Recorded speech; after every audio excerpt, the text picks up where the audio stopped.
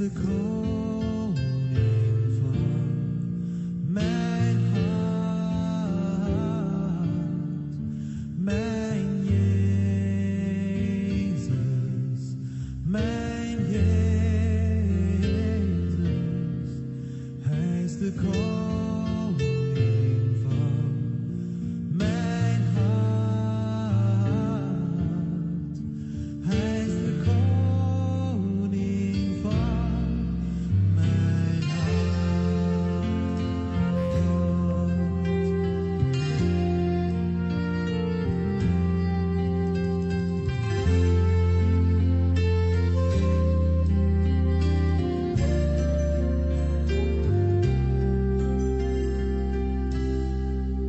Hij is de redder van mijn ziel, mijn Jezus, mijn Jezus. Hij is de redder van mijn ziel. Hij is de redder van mijn ziel.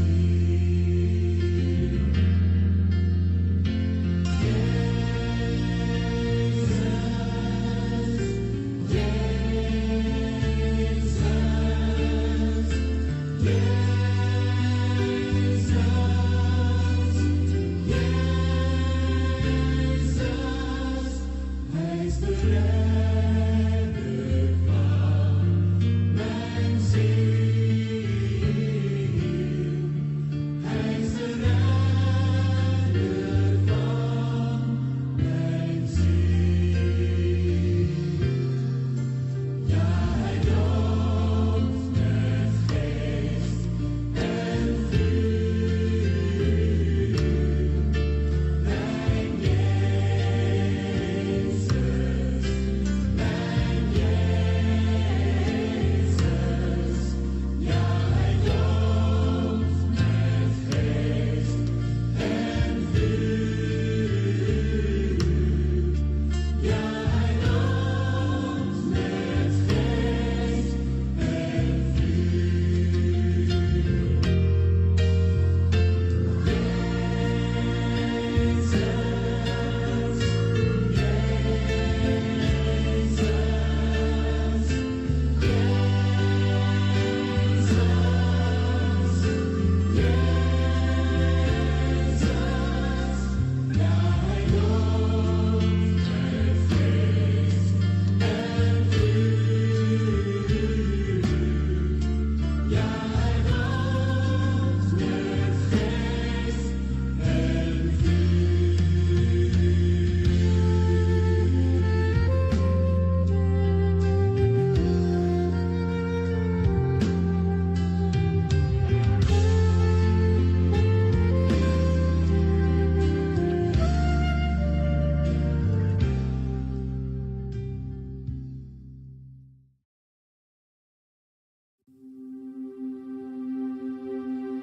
Er is hoop.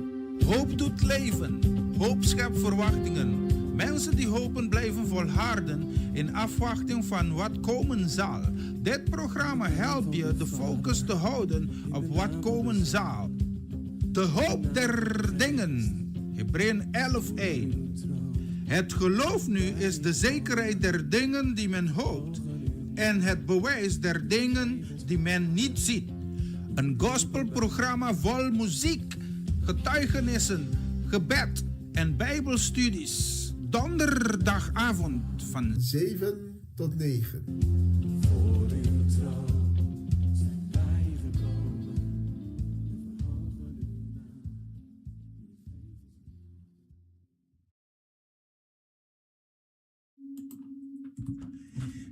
Een hele mooie avond.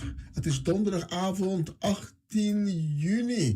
Vanuit een zeer zonnig en ontzettend warm Utrecht is dit hoop en zegen. De hoop der dingen. Laten we vanavond, u en ik, samen eer en glorie gaan geven aan de naam boven alle namen. de naam van Jezus Christus. Open uw hart om vanavond te ontvangen van onze Heer. Want u bent aanwezig op dit platform. Dat betekent dat u op een goede plek zit. En vanavond gaat u al het mooie ontvangen van de Heer. Al het mooie dat Hij voor u gereserveerd heeft om vandaag aan u te geven. Laat u vanavond onderdompeld worden in de Heilige Geest. En laat u aangeraakt worden. Laat u vanavond veranderd worden door al het goede wat van boven komt. Dit is Hoop en Zegen, de hoop der dingen, de editie van 18 juni.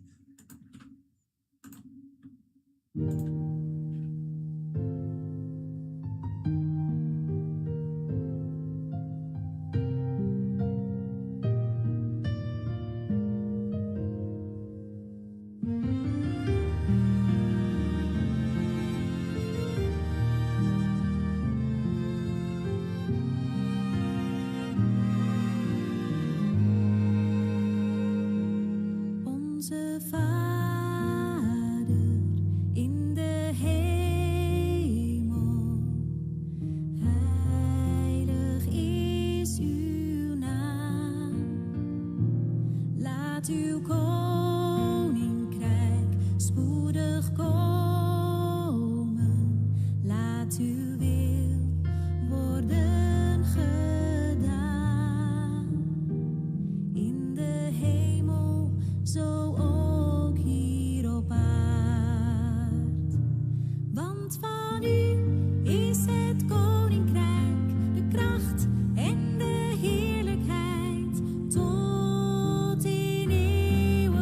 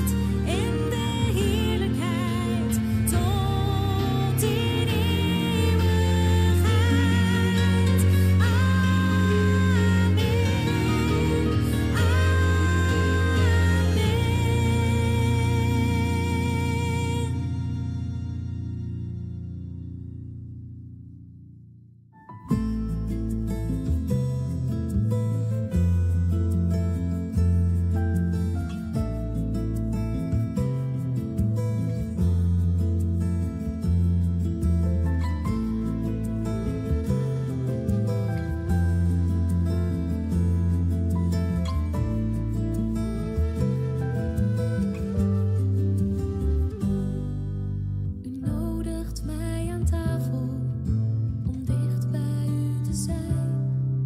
Te proeven van het leven dat u deelt door brood en wijn. U leidt mij in de stilte, ik volg u met ontzag. Een plaats van rust waar ik u ontmoeten mag.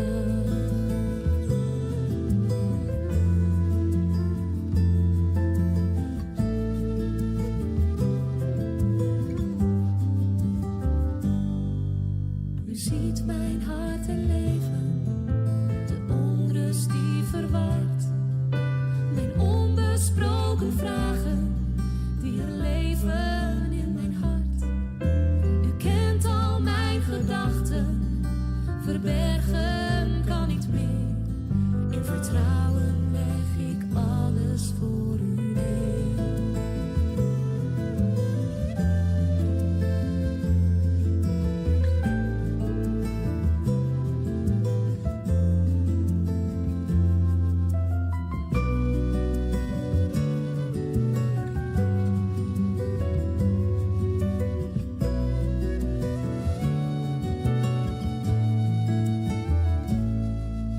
De beker in uw handen neem ik vol liefde aan.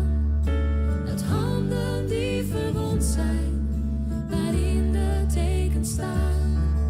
Geen woorden meer van oordeel, genade onverdiend, die aan tafel wordt geproefd en wordt gezien.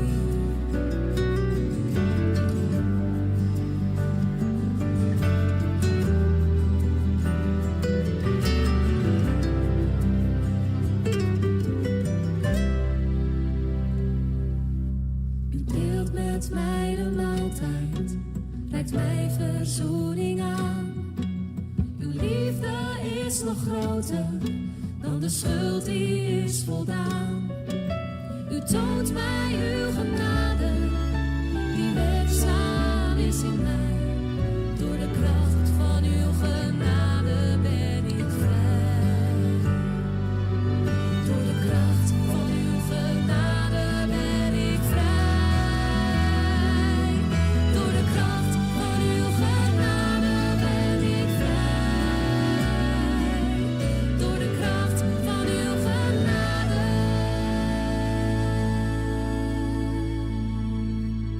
ben ik vrij.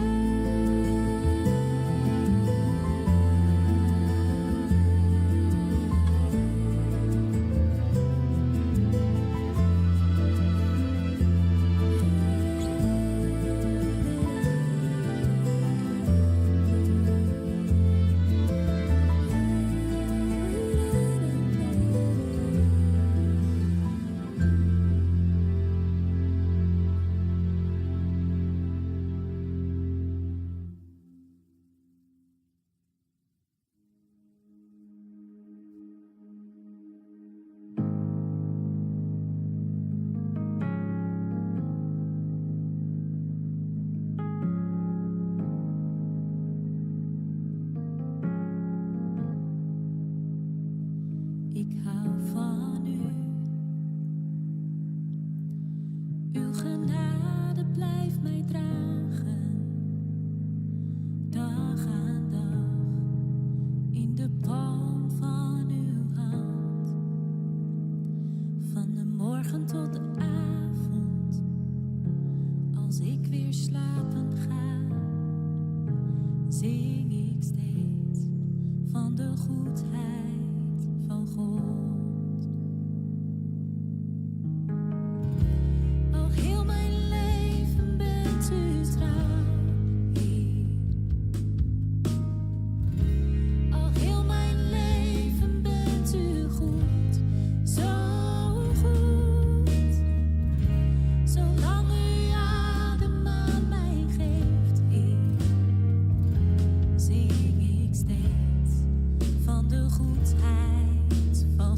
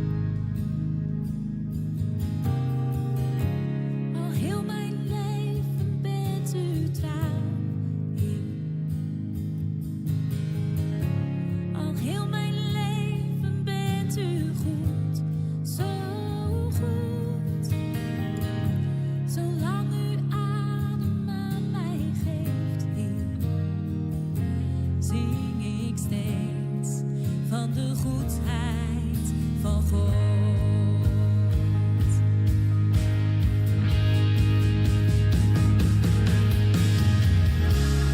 Heel mijn leven bent u trouw.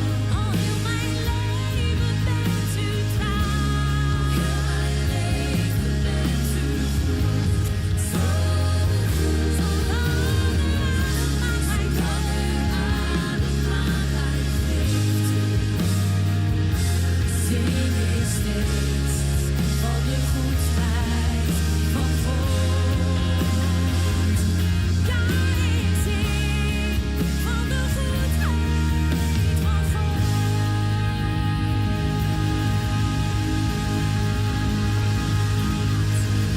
bent goed, Heer. Ik eer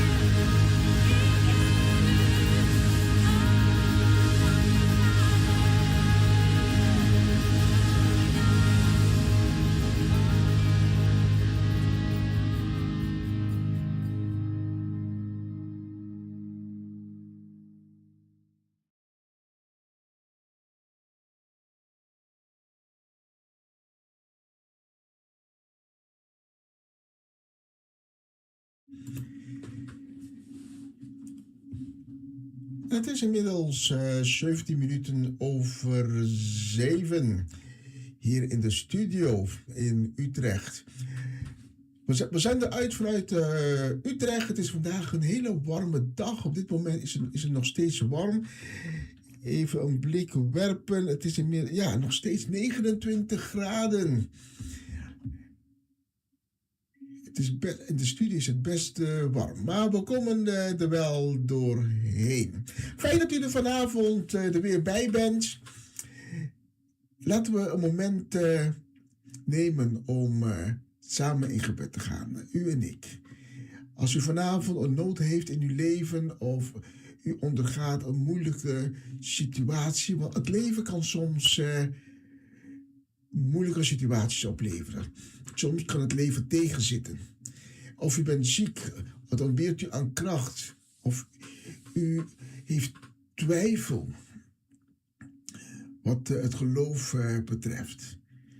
Dan is het goed om even samen, op dit moment, dat we samen, u en ik, een moment de tijd te nemen om in gebed te gaan.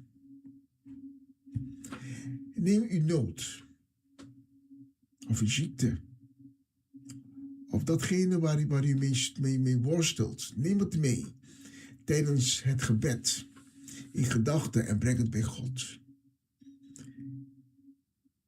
Want de Bijbel leert ons dat wanneer wij bidden, wanneer wij communiceren met God, dat al datgene wat we bij God neer willen brengen, als een geurig reukwerk naar boven cirkelt en boven in de hemelen verzameld wordt. En gebeden worden verhoord.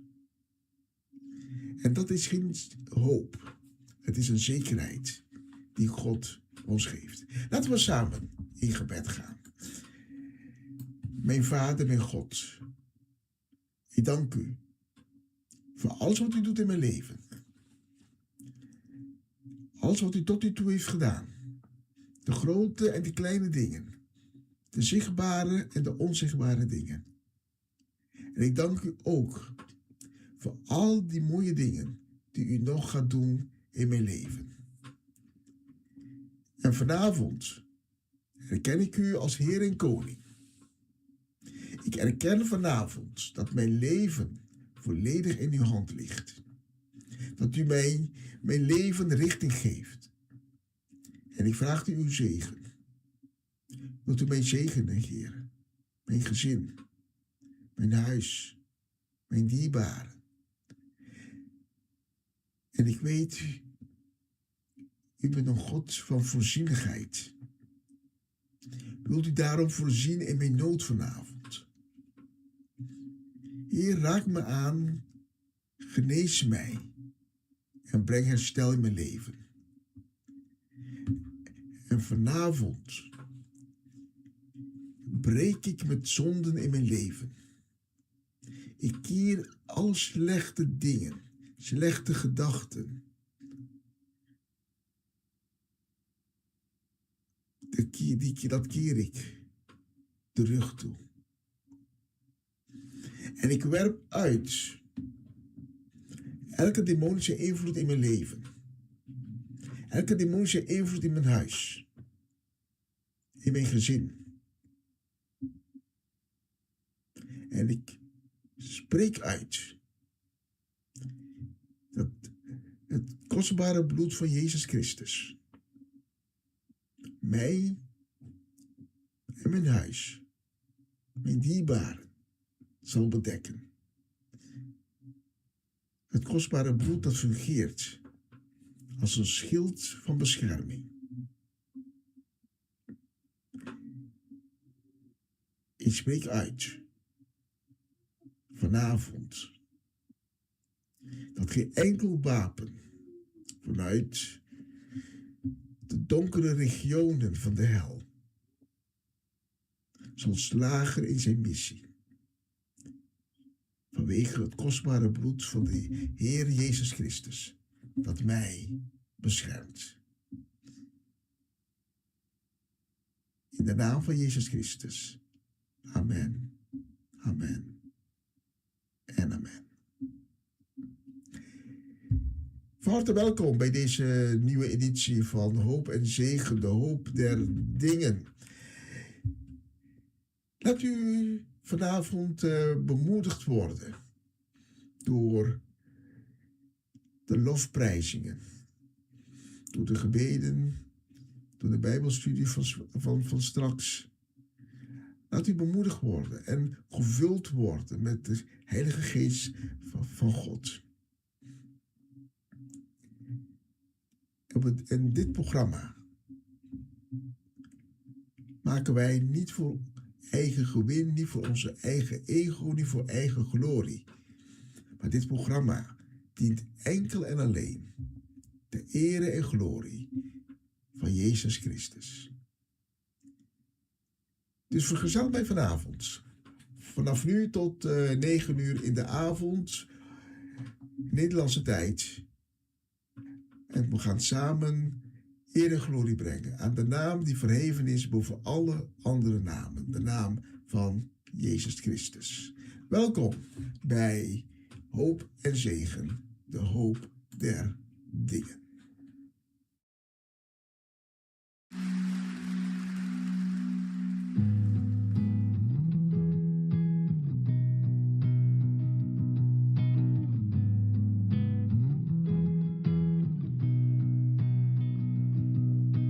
Hier is mijn hart, Heer.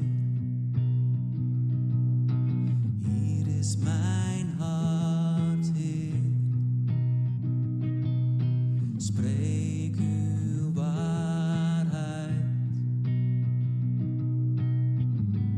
binnen in mij. Hier is mijn hart, Heer. Hier is mijn hart, Heer. Spreek uw waarheid binnen in mij.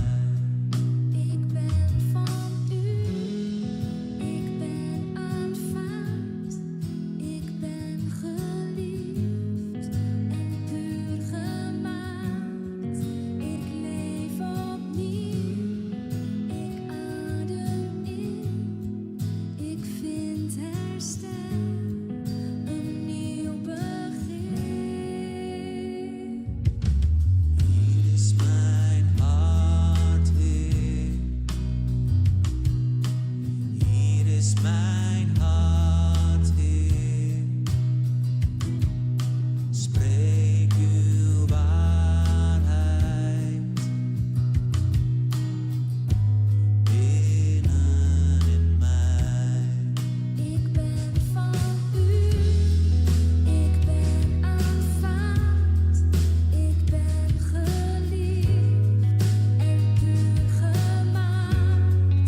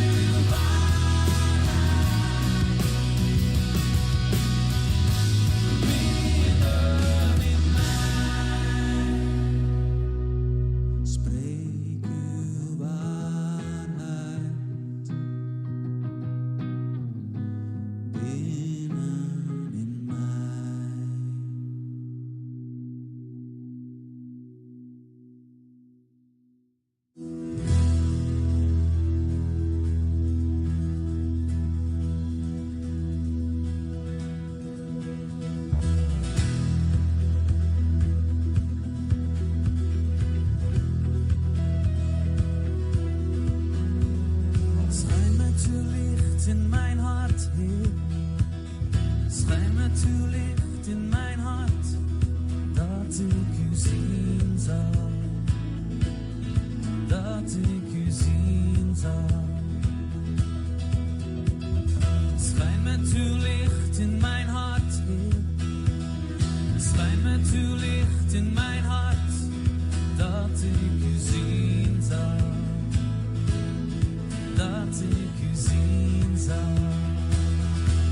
Bekleed met majesteit en macht, stralend in de glans van uw glorie. Vul ons met liefde en kracht, wij zingen heilig, heilig, heilig. Schijn met uw licht, schijn met uw licht in mijn hart, Heer. Schijn met uw licht in mijn hart, dat ik u zien zal. Dat ik u zien zal. Schijn met uw licht in mijn hart, Heer. Schijn met uw licht in mijn hart, dat ik u zien zal. Dat ik u zien zal. Bekleed met majesteit en macht, stralend in de glans van uw glorie. Vul ons met liefde en kracht, wij zingen heilig, heilig, heilig. Bekleed met majesteit en macht, stralend in de glans van uw glorie. Vul ons met liefde en kracht, wij zingen heilig, heilig, heilig. Wij zingen heilig, heilig, heilig. Heilig, heilig, heilig. Heilig, heilig, heilig, dat ik u zien zal. Heilig, heilig, heilig. Heilig, heilig, heilig. Heilig, heilig, heilig, dat ik u zien zal. Heilig, heilig, heilig. Heilig, heilig, heilig. Dat ik u heilig, heilig, heilig, dat ik u zien zal.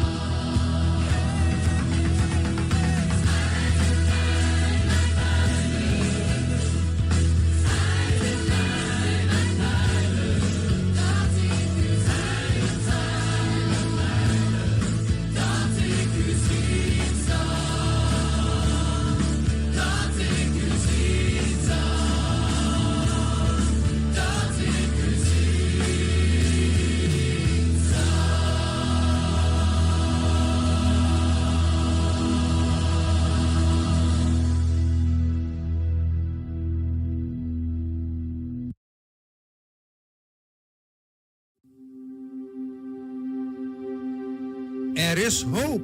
Hoop doet leven. Hoop schept verwachtingen. Mensen die hopen blijven volharden in afwachting van wat komen zal. Dit programma helpt je de focus te houden op wat komen zal. De hoop der dingen. Hebreeën 11:1. Het geloof nu is de zekerheid der dingen die men hoopt en het bewijs der dingen die men niet ziet. Een gospelprogramma vol muziek, getuigenissen, gebed en bijbelstudies. Donderdagavond van 7 tot 9. Voor uw trouw zijn wij gekomen.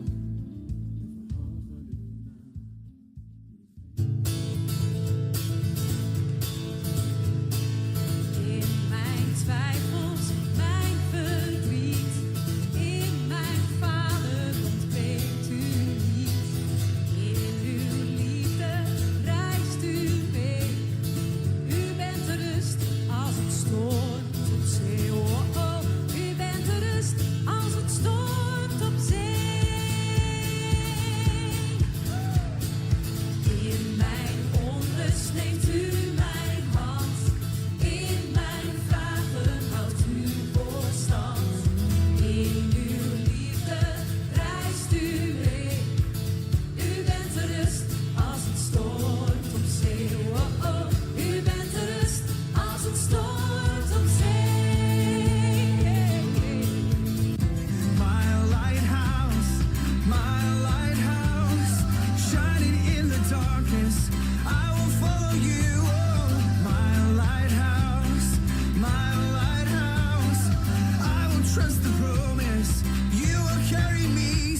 to shore. Safe to shore. Safe to shore. Safe to shore.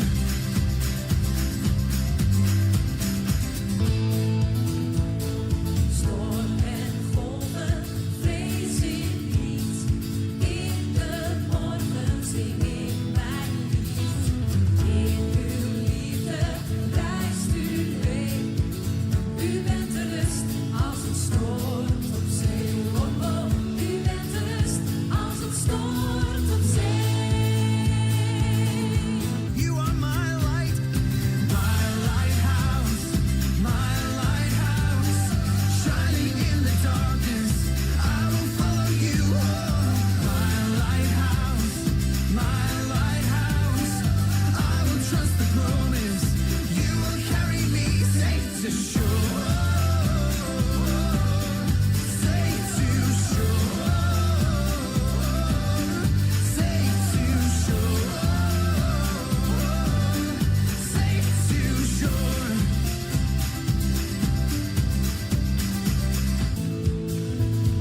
U schijnt feller dan de sterren. Heer, u leidt ons door de storm. U schijnt feller dan de sterren. Heer, u leidt ons door de storm. U schijnt feller dan de sterren. Heer, u leidt ons door de storm. U schijnt feller dan de sterren. Heer, u leidt ons door de storm.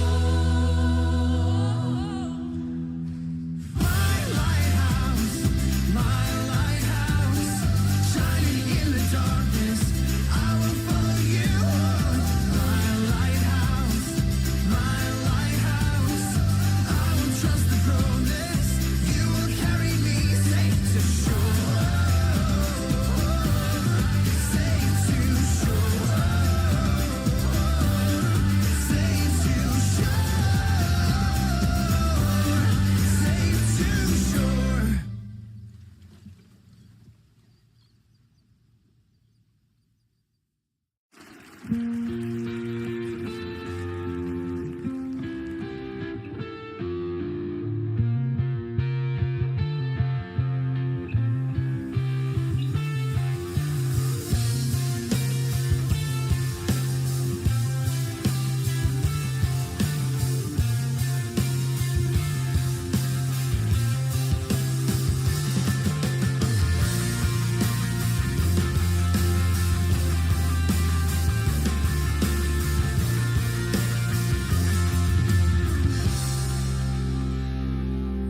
De zon komt op, maakt de morgen wakker.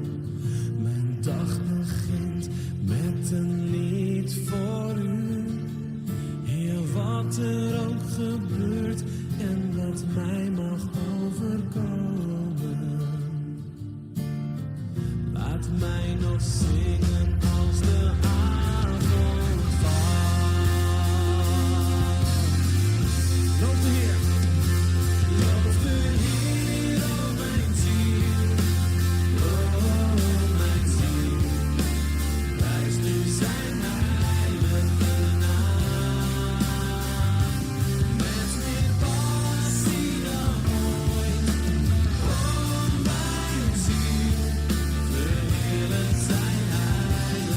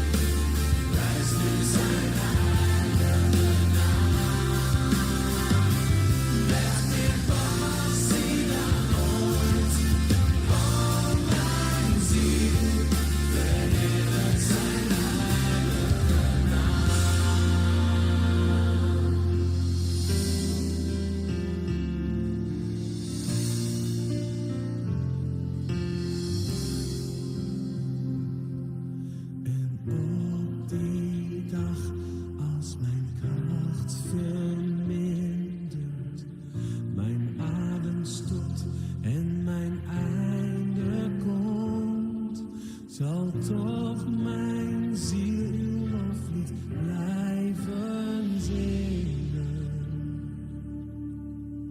10.000 jaar en tot in eeuwigheid. Loof de Heer, o mijn ziel. O mijn ziel. Prijst u zijn heilige naam. Met meer passie dan ooit. O mijn ziel. Verheerlijk zijn heilige naam. Loof de Heer, o mijn ziel. O mijn ziel. Prijst u zijn heilige naam. Met meer passie dan ooit. O mijn ziel. Verheerlijk zijn heilige naam. Verheerlijk zijn heilige naam. Verheerlijk zijn heilige naam. Loof de Heer.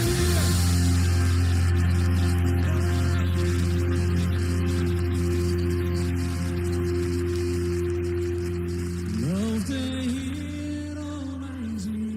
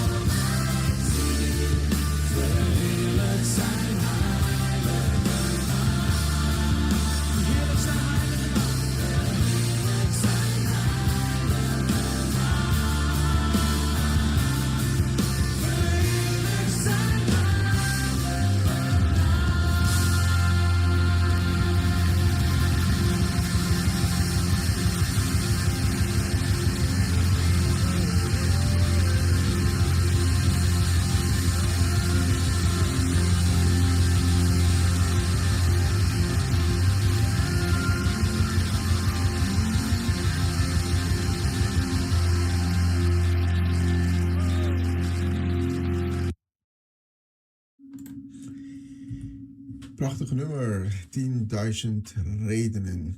Het is inmiddels 13 minuten over 7:30 deze donderdagavond. En we willen vanavond Pierre de Sauvagie feliciteren met zijn verjaardag. Een hele mooie leeftijd heeft hij bereikt. Ja, we wensen hem een gezegend nieuw levensjaar toe. Vol wijsheid en vol kracht. En vol van de Shekinah glorie van onze lieve Heer. Ja, dat in dit nieuwe levensjaar deuren die nu gesloten zijn voor hem open zullen gaan. Die niemand, maar ook niemand meer kan sluiten. Het volgende lied hebben we speciaal gekozen voor Pierre de Sauvagie.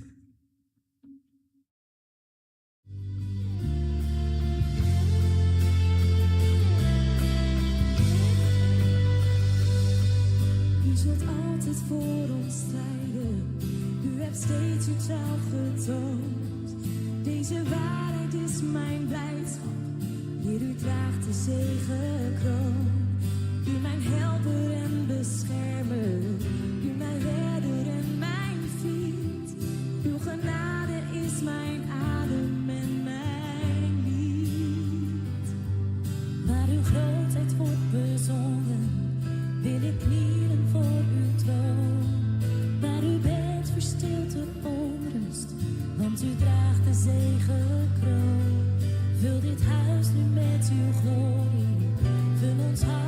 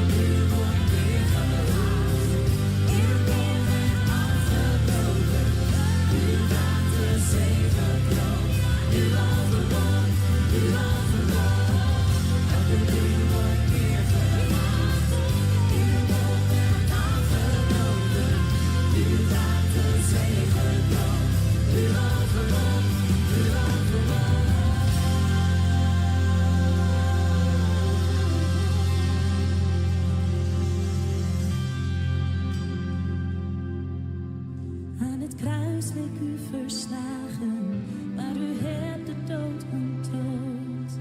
Zelfs het graf kon u niet houden, want u draagt de zegenkroon.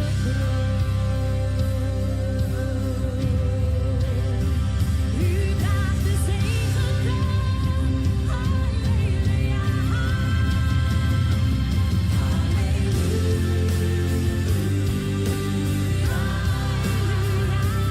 Jezus overwon, Jezus overwon, halleluja, wij zijn wie de wereld overwon. Elke muur wordt neergehaald, ieder boom werd afgebroken. U draagt de zegenkroon, u overwon, u overwon. Elke muur wordt neergehaald, ieder boom werd afgebroken. U draagt de zegenkroon, u overwon, u overwon. Elke muur wordt neergehaald, ieder boom werd afgebroken. U draagt de zegenkroon, u overwon, u overwon. Elke muur wordt neergehaald, ieder boom werd afgebroken. U draagt de zegenkroon, u overwon, u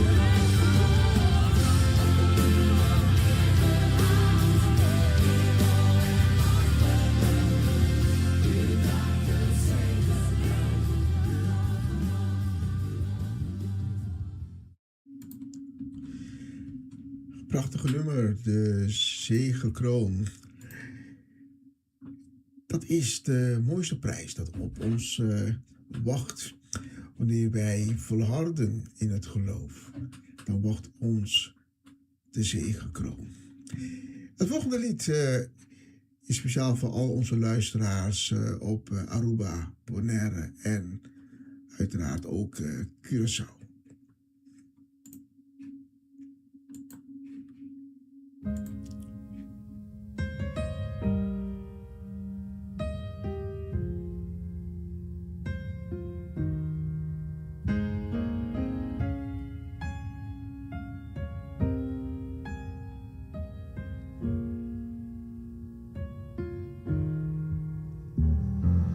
Father,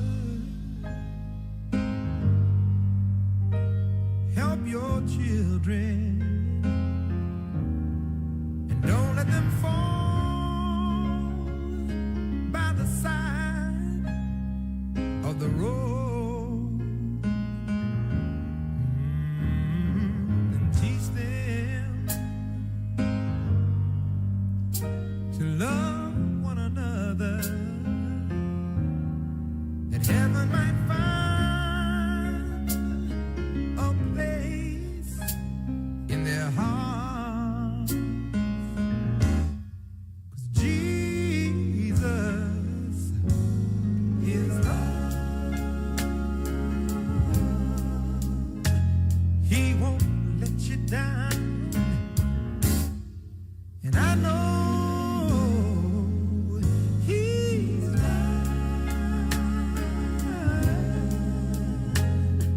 forever in my heart. We've got to walk on through temptation, 'cause He's love and His wisdom will be our helping hand. I know the truth, and His word will be our salvation. Lift up our hearts to be thankful and glad that Jesus is love.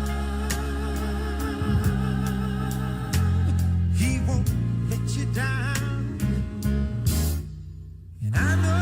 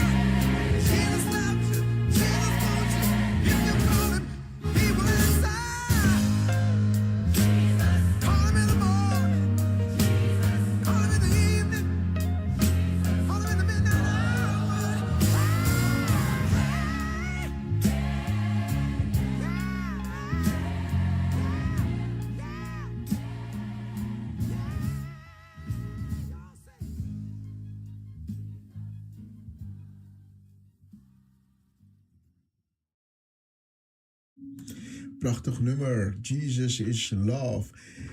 En we hebben meer van deze mooie liedjes die wij vanavond ten gehore gaan brengen. Maar we werpen eerst een blik op de klok hier in de studio. En we zien dat het inmiddels 5 minuten voor 8 is. Dat betekent dat we langzaam maar zeker richting de wekelijkse rubriek gaan, waarin wij het woord tot u gaan brengen. En als u vanavond een Bijbel bij de hand heeft, dan wil ik u vragen om alvast het boek van Rut hoofdstuk 1 open te slaan. We gaan wat teksten lezen uit Rut hoofdstuk 1 en ook uit hoofdstuk 4 gaan we een aantal versen samen oplezen. Rut hoofdstuk 1 en Rut hoofdstuk 4. Maar we gaan eerst naar het volgende nummer. Ook een heel prachtig nummer van iemand die niet meer onder ons is.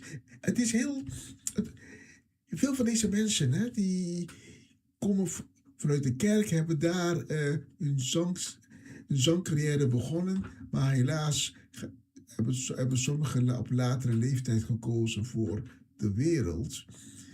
En een aantal zijn niet meer onder ons. En dan nog hopen we dat ze op het moment dat ze heen zijn gegaan, dat ze in Jezus Christus zijn gestorven. Het is soms triest om mensen toch te zien kiezen, bewust te zien kiezen moet ik zeggen, voor de wereld. Het volgende nummer is een prachtig gospelnummer van Whitney Houston. I love the Lord.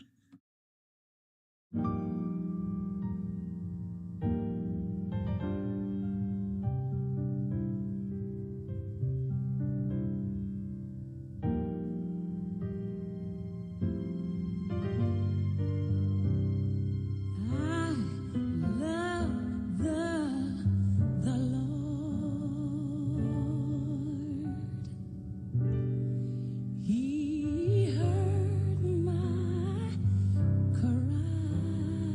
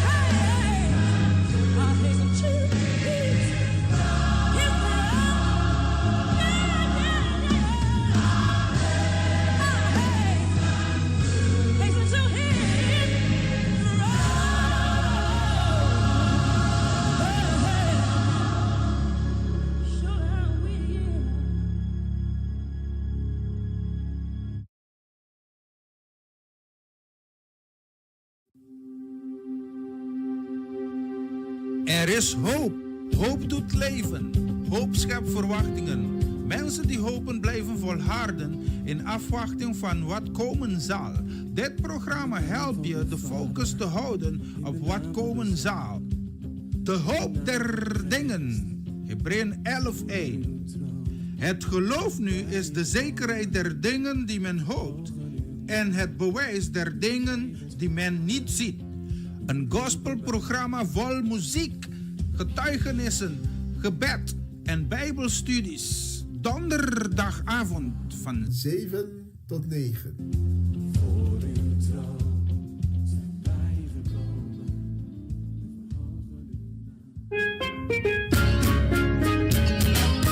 Essa aqui tá o programa Comissão Dia Novo com o Senhor. De Jaluna para Javierne, de Jesus para Honor de Merdia, aqui na rádio Comissão Dia Novo com o Senhor. Sintonizanos e recebi boa bendição para meio de cantiga não cristã. Mensagem, orações, felicitações, saludos e hope mais. Bom dia, carregar com bendição tá começar aqui na rádio Comissão Dia Novo com o Senhor.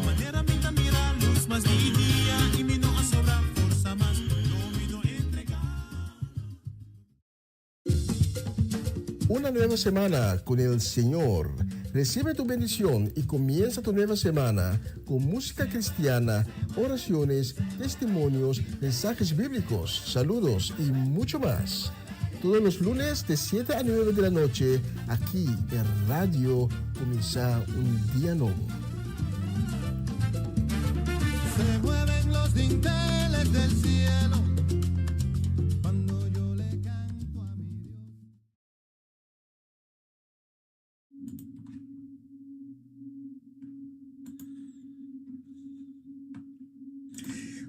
Welkom aan een ieder die vanavond bij ons is op dit platform. Ook degenen die wat later op het platform gekomen zijn, wensen wij een hele mooie en gezegende avond. Heel fijn dat u luistert of kijkt naar deze uitzending via een van de verschillende kanalen van dit programma. En ik wil u vragen om vanavond uw hart te openen voor het woord van God. Want het woord van God, die doet leven. Het schept verwachtingen. Het geeft troost, kracht en hoop. En we weten dat het woord van God nimmer van hem uitkomt en weer onverrichte zaken tot hem wederkeert. Open daarom je hart, zeggende: Abba, Vader, spreek tot mij, want ik, uw kind, luistert. In Jezus' naam. Amen. En vanavond wil ik tot u delen over het volgende thema. God vult lege handen. Ja, u hoort het goed.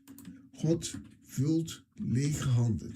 God laat je nooit met lege handen staan. Maar God is in staat, wilt jouw lege handen vullen. En ik wil je brengen naar het boek van Rut. Rut hoofdstuk 1. Daar gaan we vers 19 tot en met 22 lezen. En Rut 1, vers 19 tot en met 22 zegt ons het volgende. Zo gingen zij samen verder tot zij in Bethlehem kwamen. En het gebeurde toen zij Bethlehem binnenkwamen, dat de hele stad over hen in rep en roer raakte. En de vrouwen zeiden: Is dit Naomi? Maar zij zei tegen hen: Noem mij niet Naomi, noem mij Mara, want de Almachtige heeft mij grote bitterheid aangedaan. Ik ging vol weg, maar de Heere heeft mij leeg laten terugkeren. Waarom zou u mij Naomi noemen? nu de Heere tegen mij getuigd heeft en de Almachtige mij kwaad heeft gedaan. Zo keerde Naomi terug en met haar Rut, de Moabitische, haar schoondochter. Zij keerden uit de vlakte van Moab terug en zij kwamen in Bethlehem aan het begin van de gerstoost.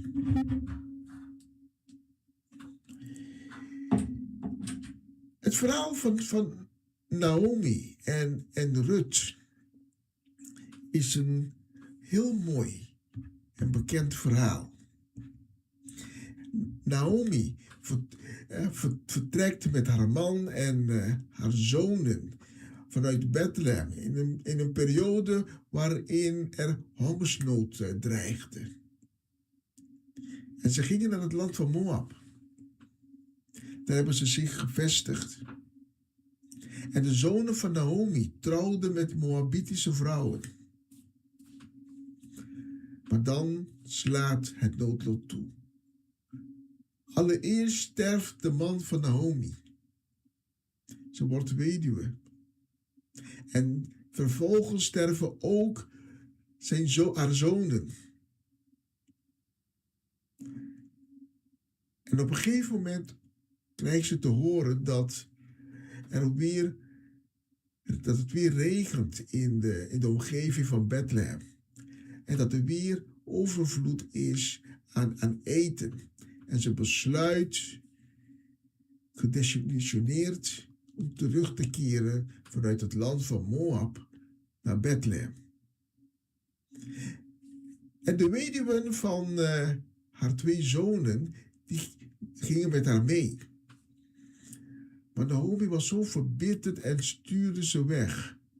Orpa, een van de 2 weduwen, gaf daar gehoor aan en keerde om en ging terug naar haar land. Maar Rut was volhardend. Rut zei, waar u ook heen gaat, ik ga met u mee. En de God die u dient, zal ik ook dienen. Rut kende de God van Naomi niet. Maar ze heeft er veel over gehoord. En door die verhalen hebben haar aangeraakt. En ze wilde ook die God van Naomi leren kennen. Maar Naomi was zo gedesillusioneerd door alles wat er is gebeurd daar in het land van Moab. Het verlies van haar man, het verlies van haar zonen. Dat ze daar geen oog voor had. En ze komt terug in Bethlehem. Samen met haar schoondochter Rut. En de mensen waren verbaasd. De mensen kijken en zeggen, kijk, daar is Naomi. Maar Naomi, gedesillusioneerd, zegt, noem mij niet Naomi.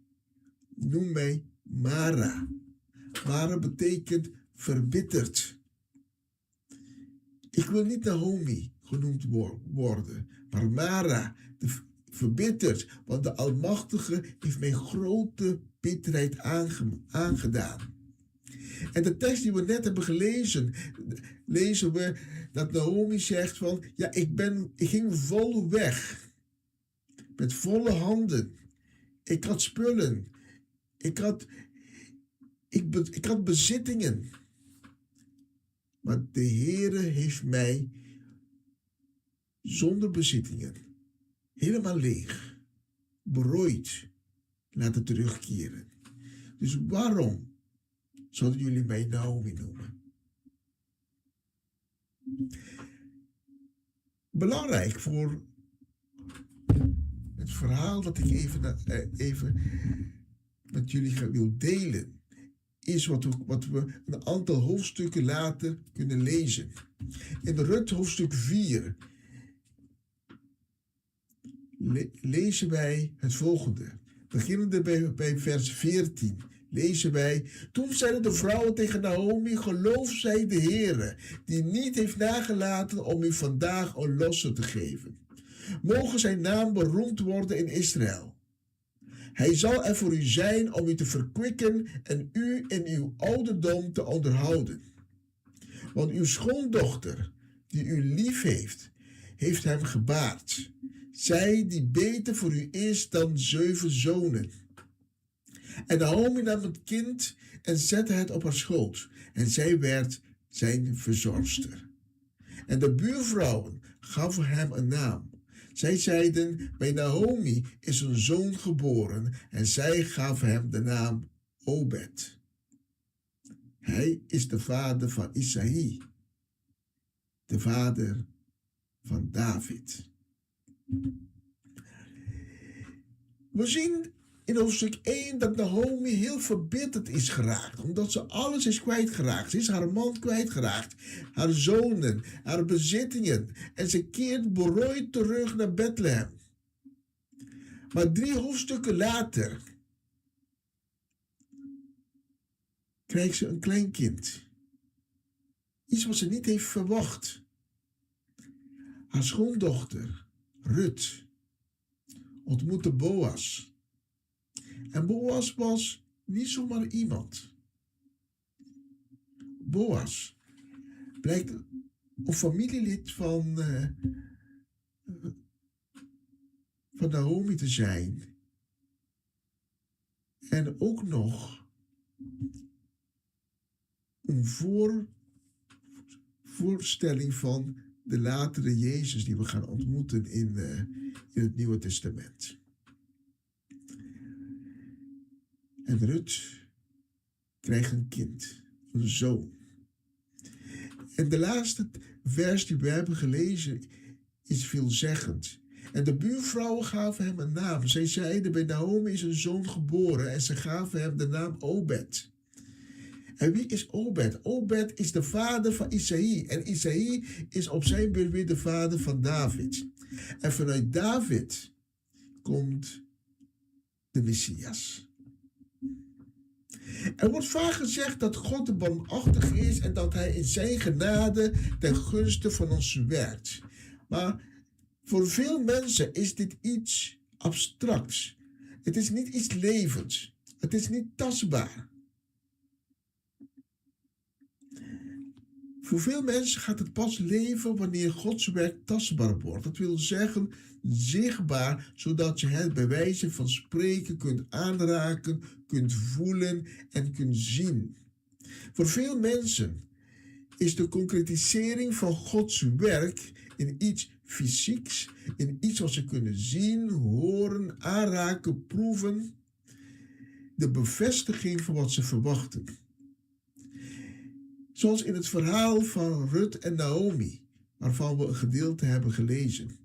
God bereidt heel veel dingen voor, opent nieuwe deuren, opent wegen, sluit wegen af die Rut en Naomi niet zouden moeten nemen. Hij sluit ook die deuren die ze niet moeten openen. Maar Rut en Naomi zijn zich hiervan niet bewust, tot het einde toe. Want toen pas, op het einde pas, resulteerde al het werk van God achter de schermen in iets wat concreet is, iets wat zichtbaar is, iets wat tastbaar is. We zien de reactie van Naomi wanneer ze terugkeert naar Bethlehem. Ze is zich niet bewust van al datgene wat God in haar leven aan het doen is.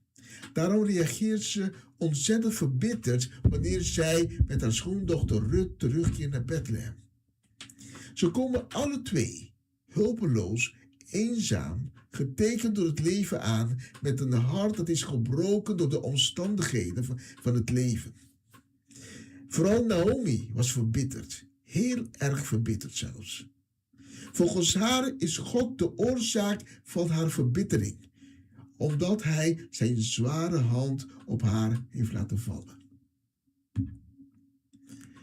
Misschien zijn dit ook de omstandigheden of de gedachten die wij, vandaag de dag kennen. Misschien had je vanochtend ook het gevoel dat Gods zware hand op jou is gevallen. Misschien zei je vandaag tegen jezelf, ik ben hulpeloos. Financieel hulpeloos. Hulpeloos doordat je partner of je kinderen je lieten zitten. Hulpeloos door het verlies van degene van wie je het meest houdt. Of hulpeloos vanwege ziekte. We kunnen ons door zoveel dingen hulpeloos voelen.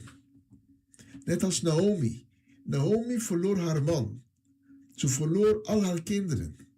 Haar bezittingen. En daarvoor verloor ze feitelijk ook haar geboorteland. Want ze vertrok vanuit Bethlehem en ze ging naar een vreemd land met haar man en kinderen. Naar het land van Moab. Maar ook bij Rut speelt iets dergelijks. Rut verloor haar man. En ze koos ervoor om haar moederland achter te laten en haar schoonmoeder te volgen, waar ze ook naartoe gaat. Rut had in haar hart nog hoop, maar Naomi is die hoop kwijtgeraakt. Waar Naomi in haar bitterheid tegen Rut zegt: kind, keer terug, volg mij niet. Wat heb ik jou te bieden? Ik kan geen kind voor je baren waarmee je kunt trouwen. Nee, ik kan je ook geen nieuwe echtgenoot geven. Dat is wat Naomi letterlijk tegen haar schoondochter Rut zegt. Maar daartegenover zien we Rut een heel andere instelling innemen. We zien dat Rut een vrouw van geloof is. Ook al is ze een Moabitaanse. Ze is geen Jood. Ze is een vreemdeling. Een Moabitaanse. We kunnen ook stellen dat Ruts bekering onderweg naar Bethlehem oprecht is. Rut stelt haar hoop op de God die ze niet kent. Een God waarvan ze alleen over heeft gehoord. Via haar schoonmoeder. Via haar man. Deze God is voor haar een onbekende God tot dan toe. Het is de God van haar schoonmoeder. En Rut geeft dan toe: ik heb alleen maar over hem gehoord, maar ik vertrouw erop dat deze God waar ik zoveel over gehoord heb, de God van mijn schoonmoeder, voor mijn schoonmoeder zal zorgen, maar ook voor mij. Te midden van alle moeilijkheden waar ze beiden doorheen gaan. Rut heeft vertrouwen. Rut heeft hoop. Naomi daartegenover is de hoop kwijtgeraakt. Naomi's reactie is totaal anders. Ze is zich niet van bewust van al datgene wat God in haar leven deed, aan het doen is en nog gaat doen. Daarom reageert ze zo bitter wanneer ze met haar schoondochter Rut terugkeert naar Bethlehem. Terwijl ze allebei hulpeloos, eenzaam, getekend door het leven, met een gebroken hart zijn aangekomen. De reactie is bij beiden verschillend. Naomi was bitter, heel bitter. En Naomi verwijt God dat de omstandigheden waarin ze zich bevindt door God komt. Door de zware hand van God die op haar is gevallen. Met ons kan ook zulke situaties voordoen. Wanneer wij met lege handen achterblijven, kunnen wij ook verbitterd raken. Kunnen wij door een kronkel in onze gedachten ook zeggen: het komt door God. Maar wanneer wij met lege handen achterblijven, is het aan ons om deze lege handen uit te strekken in geloof en te vertrouwen op God. Om te vertrouwen op zijn genade, dat hij onze handen weer zal vullen. Vandaag kun je van één ding zeker zijn. Ondanks de moeilijkheden van het leven. En het leven brengt soms moeilijke omstandigheden met zich mee. Ondanks de moeilijkheden van jouw leven kan jij je handen vanavond uitstrekken naar de God van het universum. De God van de voorzienigheid. De God die over jou waakt. De liefhebbende Vader. De God die jou geschapen heeft en die van je houdt. Naomi zei, noem mij niet Naomi, maar noem mij Mara, want de Almachtige heeft mij grote bitterheid aangedaan. Mijn handen zijn leeg, zegt Naomi. Maar wat Naomi niet wist, is dat God al aan het werk is. Maar het was voor haar nog onzichtbaar. Naomi kon het niet weten. Rut evenmin. Maar toen was het moment daar dat God zich openbaarde. Toen werd zijn werk pas zichtbaar, concreet en tastbaar in hun beider leven. En God vulde eerst Ruts lege handen. En daarna vulde hij die van Naomi. En het moment dat ze beiden terugkomen in Bethlehem is ook niet zomaar. In Rut hoofdstuk 1 lezen wij in vers 22.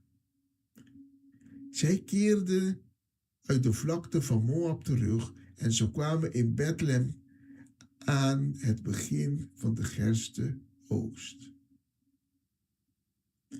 Ze hadden ook eerder kunnen komen, ze hadden ook later kunnen komen. Nee, maar het was zo voorzien door God dat ze op dat moment tijdens de oogst moesten aankomen. Want dat is alles bepalend, zodat Rut Boas zal tegenkomen, die uit genade de handen van Rut zal vullen en vervolgens die van Naomi.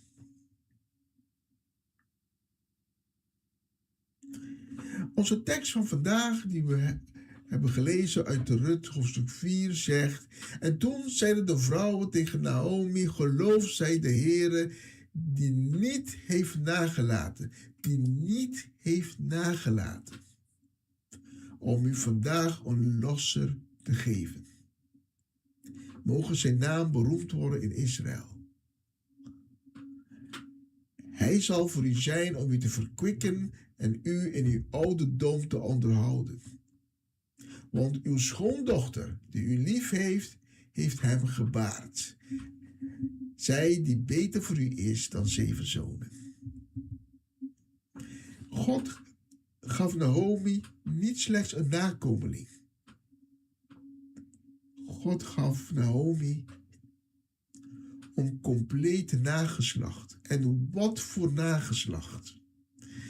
En Naomi nam het kind en zette het op haar schoot. En zij werd zijn verzorgster. En de buurvrouwen gaven hem een naam. En zij zeiden, bij Naomi is een zoon geboren. Zij gaven hem de naam Obed. Hij is de vader van Isaïe, de vader van David. En vanuit deze lijn komt onze Messias, komt Yeshua, Jezus Christus. Uit de genealogische lijn van David kwam onze Heer. Het bewijs dat God zegent en lege handen vult. Daarom vanavond, ik ken je omstandigheden niet. Ik weet niet in welke nood jij zit, maar vanavond is God bij machte om jouw lege handen te vullen. God is bij machte om jouw nood te lenigen. God is bij machte om jouw omstandigheden te veranderen. Misschien zie je het nog niet gebeuren, maar God is bezig. Vaak is dat achter de schermen. Vaak is dat onzichtbaar. Maar God is bezig in jouw leven. En wij denken, we zien niets, dus God doet niks. Maar Gods werk komt op een gegeven moment tot iets concreets. Iets wat we wel kunnen zien. Iets wat we kunnen aanraken. Iets wat we kunnen proeven. Iets wat we kunnen ruiken. Dus vanavond, strek jouw lege handen gewoon uit. In geloof naar hem. En God zal je lege handen vullen. Er is vanavond ook hoop voor jou. Laat Ruths verhaal een bemoediging voor je zijn vanavond. Misschien heb jij op dit moment niets met God. Maar om een of andere reden ben je op dit platform terechtgekomen. En dat is niet zonder reden. Misschien schaam je je voor de dingen die je in het verleden hebt gedaan. Misschien heb je de meest vreselijke dingen gedaan. De meest vreselijke zonde en je denkt, dit kan ik nooit meer goed maken. Laat je vanavond niet van weerhouden om je toevlucht te zoeken bij God. Ook al heb je de meest vreselijke dingen gedaan, als je er spijt van hebt, mag je je toevlucht zoeken onder de vleugels, beschermende vleugels van God. Dat is wat Ruth deed. Naomi deed dat niet. Ze was te verbitterd. Maar Ruth had hoop. Ruth had vertrouwen. Ruth wist, ik ben geen Joodse. Ik ben een vreemdeling. Maar als die verhalen die ik heb gehoord over de God van mijn schoonmoeder, als het allemaal waar is, dan zal hij, die grote God, die machtige God, ook genadig voor mij zijn.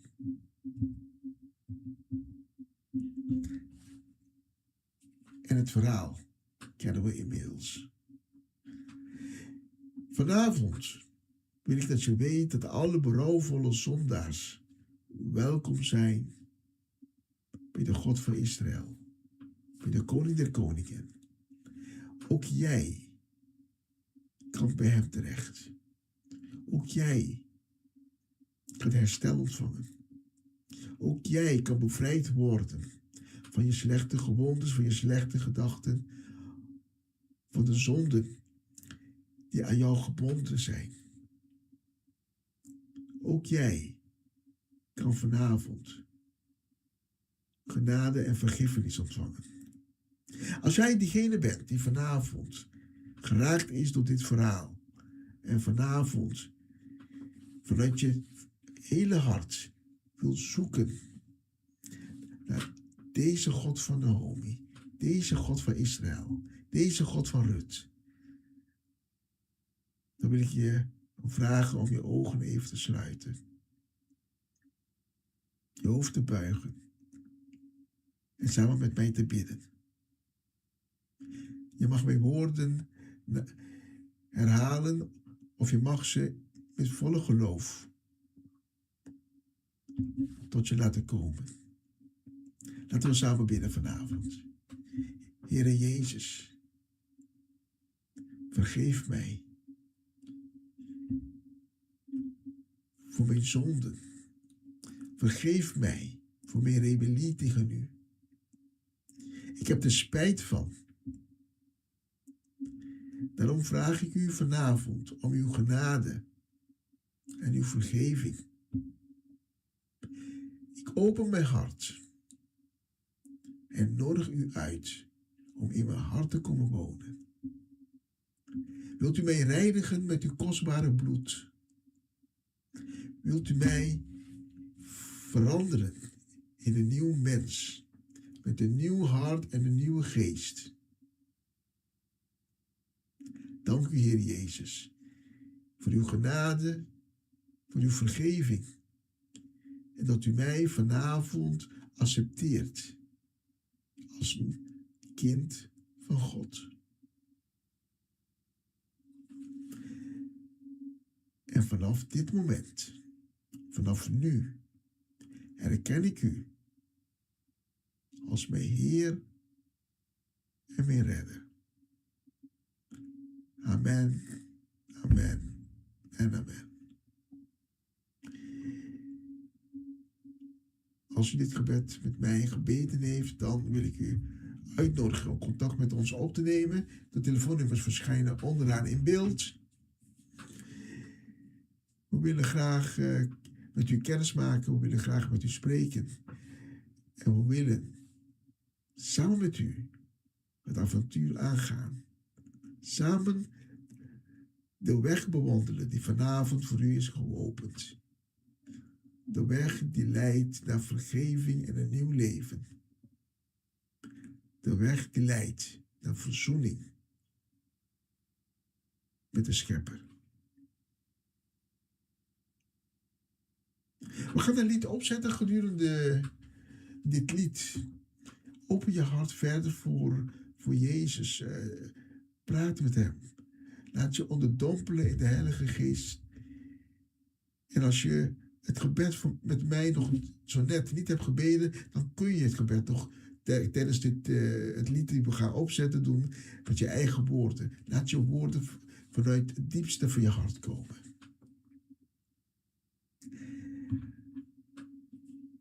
Voor mij was het een voorrecht om dit woord tot jou te brengen.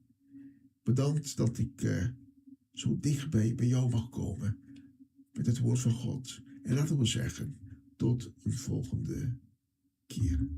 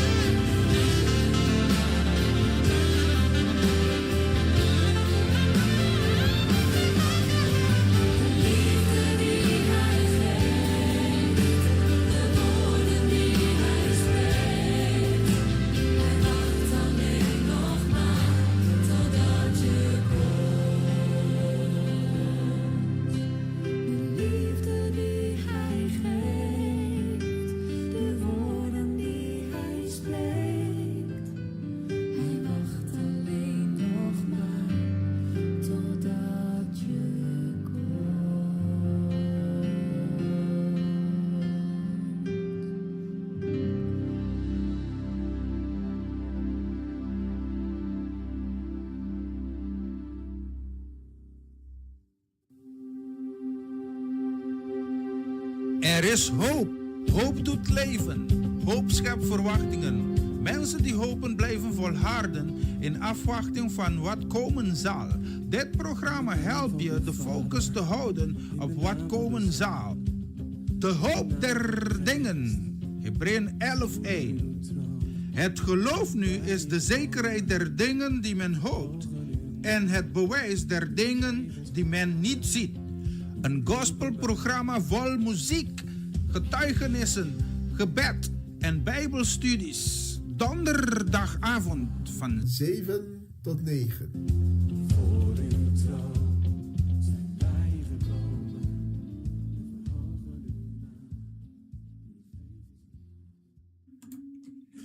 En het is inmiddels 10 minuten over 8:30. We gaan naar een heel mooi lied. Ik denk dat de meeste mensen dit lied heel vaak hebben gezongen. Met ons lied, Heer, is het volgende nummer. En dit nummer selecteren wij speciaal voor alle luisteraars uit Nederland.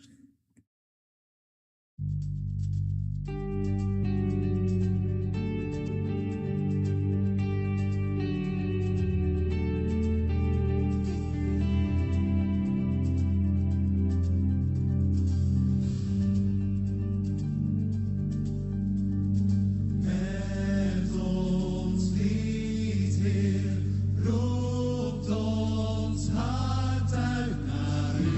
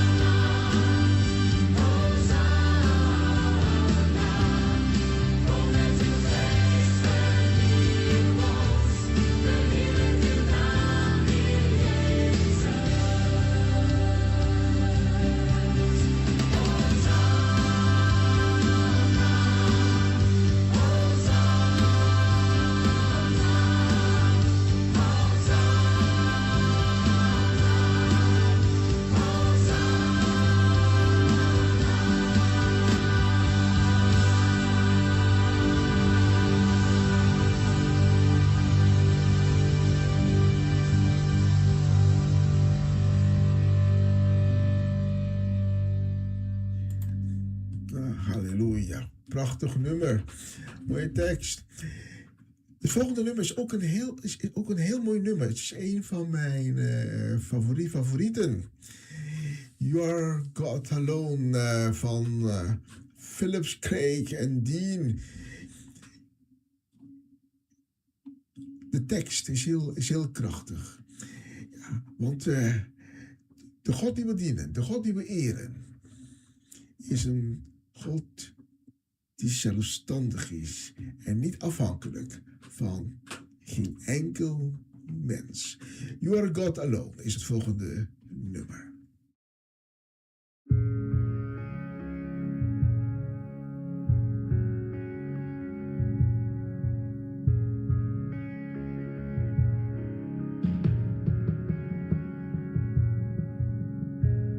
You are not a God created by human hands.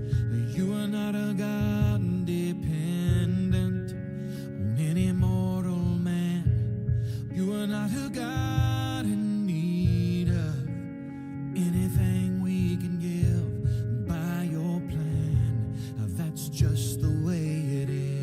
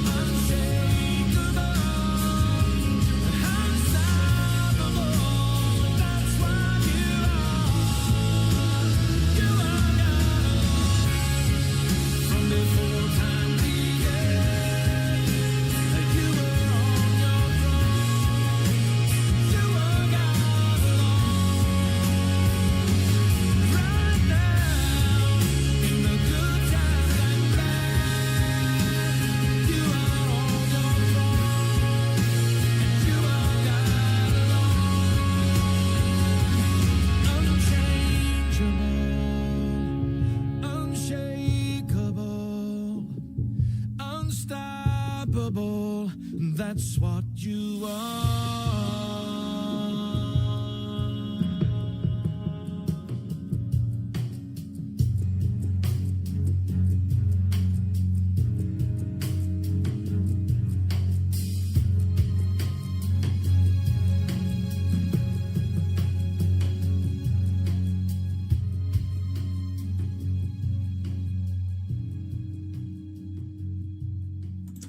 En zo is het ook.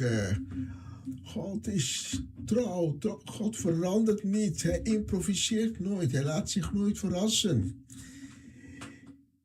Op zo'n God kun je altijd bouwen. Your God Alone was het nummer dat we net hebben gedraaid.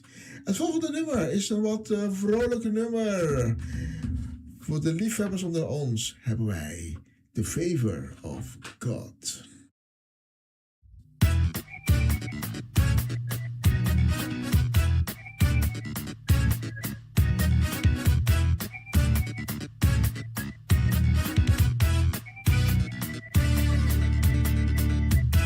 The favor of God is upon me.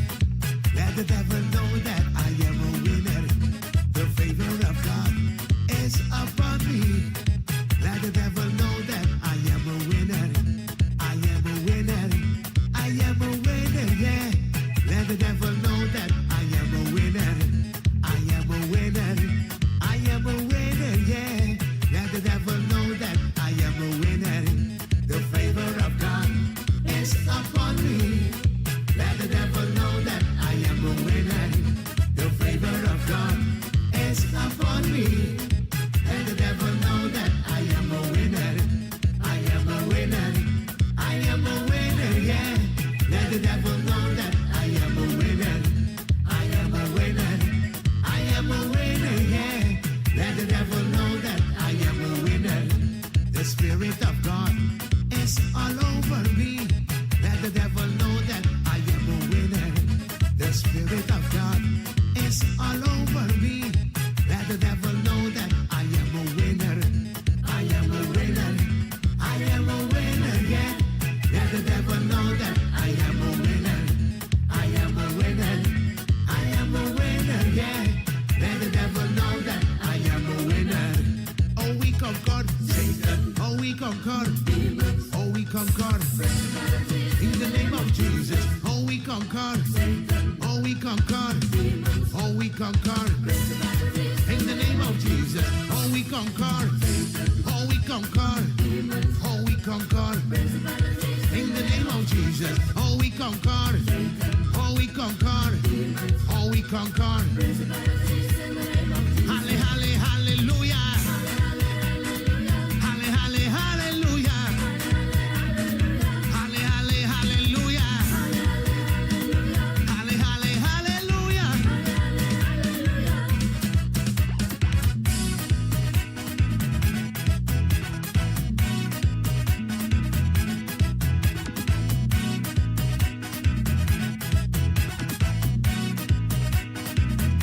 The favor of God is upon me.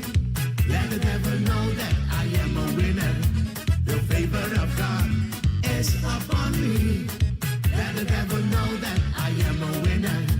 I am a winner. I am a winner, yeah. Let the devil know that I am a winner. I am a winner. I am a winner, yeah. Let the devil know that I am a winner. Oh, we conquer Satan. Oh, we conquer the demon. Oh, we conquer in the name of Jesus. Oh, we conquer Satan. Oh, we conquer oh, we conquer oh, we conquer oh, we conquer oh, we conquer oh, we conquer oh, we conquer oh, we conquer. Halle, halle, hallelujah. Halle, halle, hallelujah. Get something and wait for Jesus. Get something and wait. Get something and wait for Jesus. Get something and wait. Get something and wait for Jesus. Get something and wait. Get something and wait for Jesus. Get something and wait. Get something and wait for Jesus. Get something and wait. Get something and wait for Jesus. Get something and wait. The Spirit of God is all over me. Let the devil know that I am a winner. The Spirit of God is all over me. Let the devil know that I am a winner.